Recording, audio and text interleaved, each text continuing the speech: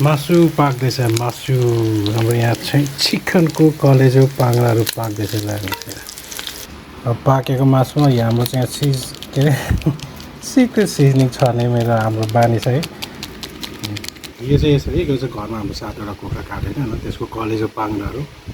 आजकल चाहिँ हामी चाहिँ सकेसम्म चाहिँ आफूले खानको लागि हाम्रो घरमै कुखुराहरू हुर्काउने गरेछ है यो आज कुखुरा काटेको थियो त्यसको हल्का कलेजो पाङ्रोहरू यसो सेकेँ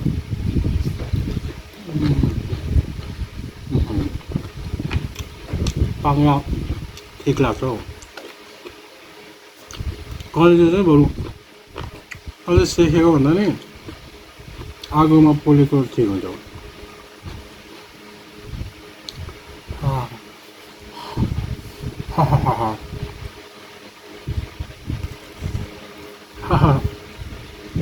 सिजनिङ चाहिँ बडो पाएर